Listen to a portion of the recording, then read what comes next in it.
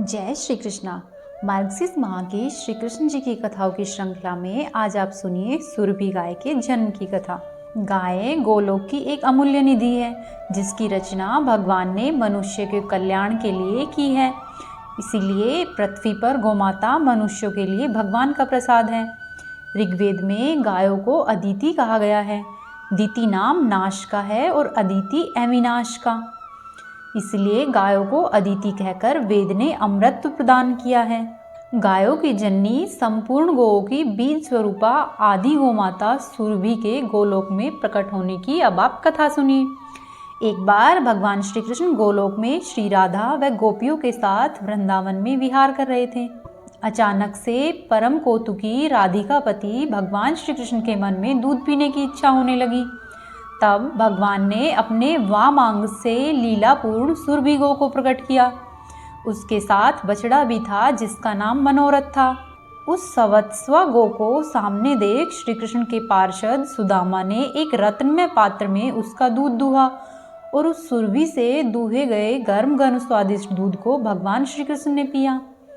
मृत्यु तथा बुढ़ापा को हरने वाला वह दुग्ध अमृत से भी बढ़कर था। अचानक से वह दूध का पात्र हाथ से छूटकर गिर पड़ा और पृथ्वी पर पूरा दूध फैल गया। उस दूध से वहां पर एक सरोवर बन गया जिसकी लंबाई और चौड़ाई सब ओर से 100 योजन थी। गोलोक में वह सरोवर क्षीर सरोवर के नाम से प्रसिद्ध हुआ। गोपिकाओं और श्री राधा के लिए वह सरोवर क्रीड़ा सरोवर बन गया। उस क्रीड़ा सरोवर के घाट दिव्य रत्नों द्वारा निर्मित थे। भगवान की इच्छा से उसी समय असंख्य कामधेनु गोए प्रकट हो गई। जितनी वो गोए थी उतने ही बछड़े भी उस सुरभि गो के रोमकूप से निकल आए। इस प्रकार उन सुरभि गो से ही गौ की सृष्टि मानी गई है। स्वयं भगवान श्री कृष्ण ने सुरभि गो की पूजा की। एक बार वराह कल्प में आदि गो सुरभि ने दूध देना बंद कर दिया। उस समय तीनों लोकों में दूध का अभाव हो गया जिससे समस्त देवता चिंतित हो गए। तब सभी देवताओं ने ब्रह्मा जी से प्रार्थना की। ब्रह्मा जी की आज्ञा से इंद्र ने आदि गो सुरभि की स्तुति की।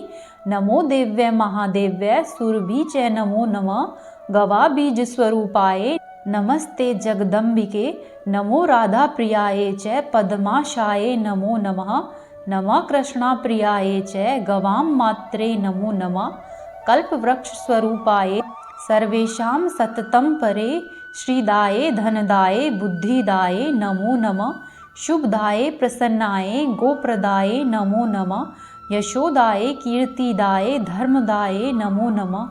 अर्थात देवी एवं महादेवी सुरभि को नमस्कार है। जगदम्बे तुम गौ की बीज स्वरूपा हो, तुम्हें नमस्कार है। तुम श्री राधा को प्रिय हो, तुम्हें नमस्कार है। तुम लक्ष्मी की अंशभूता हो, तुम्हें बारंबार नमस्कार है। श्री कृष्ण प्रिया को नमस्कार है।